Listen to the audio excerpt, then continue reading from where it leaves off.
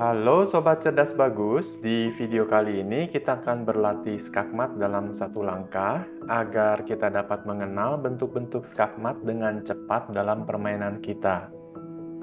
Tentu saja kita akan menerapkan taktik yang baru kita pelajari di video sebelumnya, misalnya skak ganda. Bila kalian mengakses Lichess melalui browser, kalian dapat memilih di atas ini nih, jadi di hover aja mouse-nya di puzzle, lalu akan muncul drop down menu seperti ini. Kemudian kalian klik di puzzle dashboard seperti ini.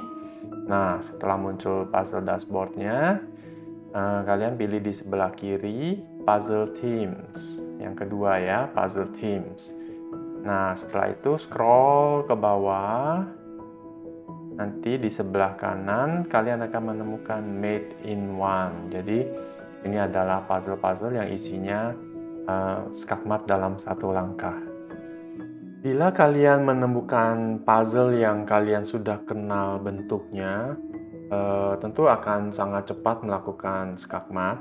Misalnya di sini kalian mengenali polanya ya. Oh, menteri bisa skak di G2, ya langsung skakmat. Tentu sangat mudah, kita langsung jalankan saja. Bila kalian suka puzzle ini, tekan jempol ke atas. Bila tidak suka, jempol ke bawah. Otomatis kita akan masuk ke puzzle berikutnya. Nah, di puzzle berikutnya tentu belum tentu semudah seperti puzzle sebelumnya ya.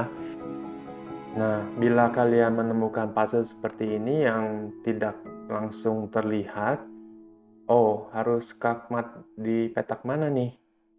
Oke, nah kita punya dua cara.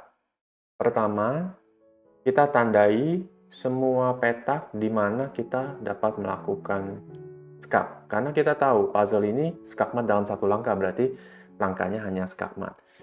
Tentu pertama kita periksa dulu siapa yang melangkah di sini ya. Jadi kalau di sini hitam, berarti hitam yang melangkah. Jadi targetnya adalah Raja Putih. Nah, bisa skak dari mana aja.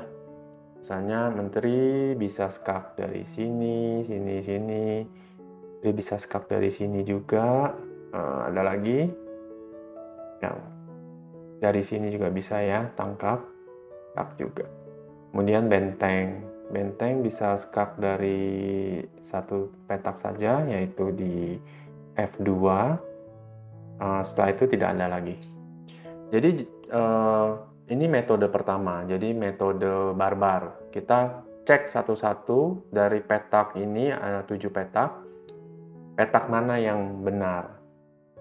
Nah, kita tes satu-satu. Oh, apakah dari G4? Kalau kita skak menteri dari G4, raja tinggal kabur ke D3. Nah, nggak masalah. Kemudian kita cek lagi petak-petak lainnya sampai kita ketemu, oh, ternyata skaknya dari E3. Setelah skak dari sini, raja tidak punya petak aman lagi, sehingga ini jawabannya. Cara kedua, kita periksa, karena kita tahu ini adalah skak dalam satu langkah, jadi kita tinggal periksa saja, apakah raja punya petak aman. Oke, kita cek, oh iya, raja punya dua petak aman untuk melarikan diri. Berarti skak yang harus kita lakukan itu harus mengcover kedua petak ini, dan termasuk juga petak di mana Raja Putih berada. Jadi dari petak mana kita bisa melakukan skak sambil mengcover dua petak ini. Jadi jawabannya hanya satu dari sini. Oke, cukup mudah ya. Lanjut. Pertama-tama kita lihat dulu. Di sini putih yang melangkah. Targetnya adalah Raja Hitam. Oke, kita sudah tahu targetnya. Kita tinggal lihat. Oh, ini adalah bentuk pola lorong. Jadi baris kedua ini sudah dikuasai oleh putih, sehingga Raja Hitam berada dalam sebuah lorong ya. Jadi apa ya, baris terakhir ya. Kalau kita lihat di video sebelumnya mengenai pola-pola skakmat, kita lihat ini adalah seperti skakmat di baris terakhir. Jadi tinggal turunkan saja benteng ke sini. Ya, cukup mudah. Puzzle ini juga cukup mudah, di mana bila kalian melihat bahwa petak G2 diserang oleh kuda dan menteri, sehingga kalian akan dapat melihat bahwa menteri dapat melakukan skakmat dari G2. Namun bila kalian belum dapat mengenal bentuk tersebut, sama saja caranya. Kita lihat petak aman raja adalah di sini ya, di H1 dan F2, sehingga kita perlu melakukan skak di mana hitam akan menguasai 3 petak ini. Jadi menyerang 3 petak ini dari mana? Ya, jawabannya tentu dari G2. Sorry. Lanjut. Kita lihat di sini yang melangkah adalah putih dan targetnya adalah Raja Hitam. Nah, pertama-tama kita cek langsung petak aman untuk Raja G8 aman ya. Tidak ada putih yang menguasai petak ini. Kemudian petak E8 juga aman ya. Tidak ada putih yang menguasai kedua petak ini. Nah, kita tinggal cari buah catur mana dari putih yang dapat menyerang 3 petak ini sekaligus. Ya, tentu jawabannya dari F8 dengan menteri. Mudah ya? Sama seperti sebelumnya, bila kalian belum mengenal pola skakmat di sini, tinggal lihat petak aman dari Raja Hitam itu G2. Nah, berarti kita tahu skak akan terjadi di baris 2. Siapa yang melakukan skak? Nah, tentu saja dengan gajah E1 ya.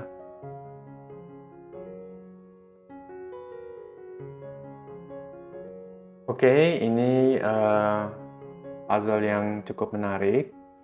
Kita lihat ini seperti polanya adalah skakmat di baris terakhir. Jadi kemungkinannya adalah menteri hitam menangkap benteng putih seperti ini lalu skakmat. Oh, tapi bagaimana dengan gajah putih di sini? Menteri kita akan ditangkap gajah putih. Nah, tapi bila kalian sudah tahu pin, ya, jadi di sini gajah dipantek sehingga tidak dapat pergi dari petak F2. Jadi bila kita menangkap benteng putih ini dengan menteri, gajah tidak dapat menangkap menteri kita karena dia terjepit atau kena pin.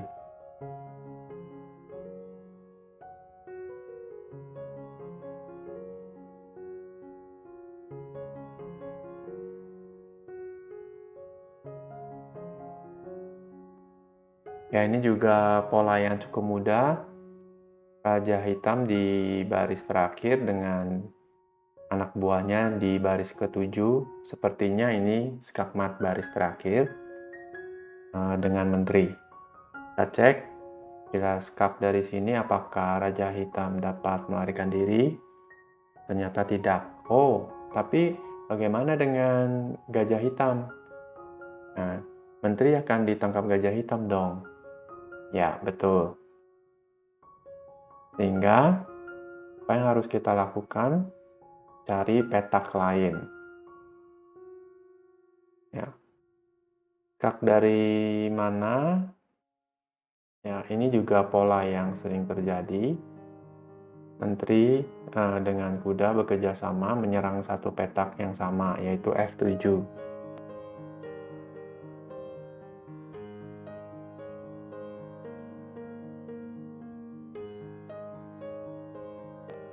Bila kalian sudah mengenal pola dari skak terselubung atau skak ganda, tentu akan sangat mudah.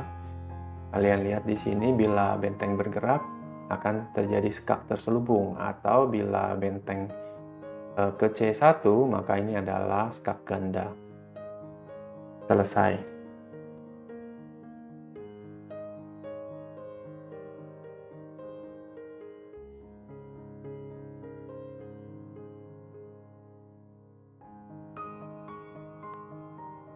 Oke, di sini hitam jalan, targetnya adalah Raja Putih. Bila kita lihat, Gajah Putih sudah tidak mempunyai petak amannya lagi, ya nggak bisa kabur lagi, jadi kita hanya perlu skak saja. Cari skak sambil mempertahankan petak-petak yang sudah kita kuasai.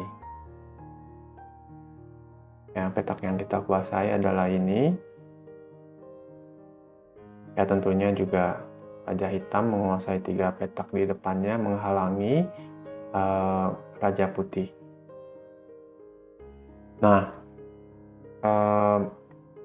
gajah kita adalah gajah petak gelap, sehingga tidak mungkin melakukan skak terhadap raja yang berada di petak terang. Jawaban satu-satunya adalah menggunakan benteng. Nah, benteng ini tidak bisa skak ke Raja Putih, sehingga satu-satunya adalah yang dapat melakukan skak adalah benteng di E2. Skaknya di mana? Di sini atau di sini? Karena kita harus mempertahankan blokade kita di baris kedua, tentu skaknya adalah dari F2.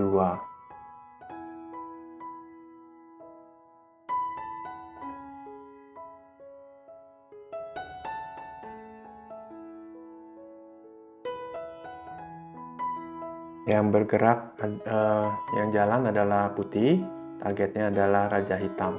Kita lihat petak aman dari Raja Hitam adalah di samping-sampingnya saja. Jadi kita tahu bahwa skak akan terjadi dari baris ke-8 ini. Nah, siapa yang dapat melakukan skak di baris ke-8? Jawabannya adalah menteri. Skaknya dari mana? Dari sini dan dari sini. Ya, salah satu dari sini. Bila kita skak dari H8, maka Raja bisa melarikan diri, sehingga jawabannya hanya dari sini. Raja tidak dapat melarikan diri lagi. Ya, peta G7 dikuasai oleh gajah.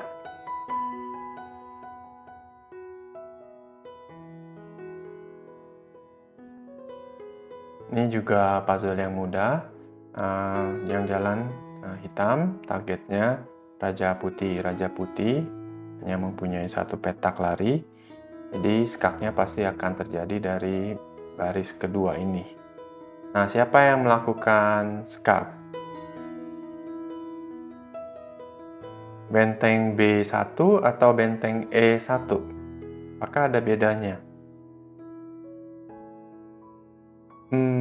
Biasanya saya pilih yang paling dekat dengan raja, yaitu benteng E1.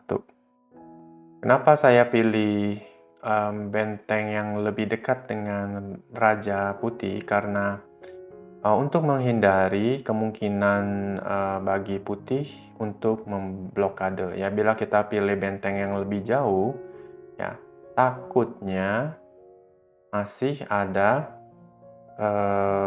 buah catur putih yang dapat menghalangi serangan dari benteng ini, karena kan jauh. Jadi kita lebih aman kalau kita pilih yang lebih dekat.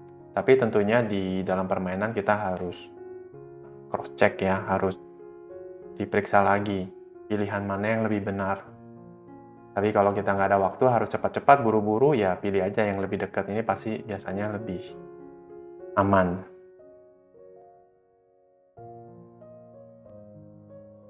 Ya, ini juga puzzle yang cukup menarik. Kalau kita lihat pola seperti ini, biasanya otomatis pikiran kita langsung cepat aja nih. Ya, Menteri H7 skakmat saja tidak bisa lari lagi. Oh, tapi ada gajah. Kalau ditangkap gajah gimana? Ya, tentu di sini kita harus punya pengetahuan mengenai pin ya. Gajah ini kena pin sehingga dia tidak dapat meninggalkan lajur G.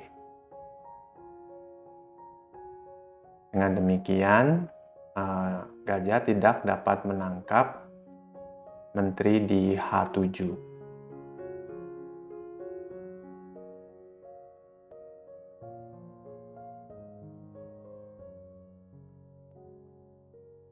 Oke, kita lihat yang jalan di sini putih, targetnya adalah Raja Hitam. Kemudian kita periksa Raja Hitam, petak amannya mana? Hanya satu ya. Nah, jadi kita tahu skak pasti akan terjadi dari lajur A, panjang lajur ini. Jadi buah catur mana yang bisa melakukan skak di lajur A, sepanjang lajur A, yaitu jawabannya hanya benteng. Mudah sekali ya.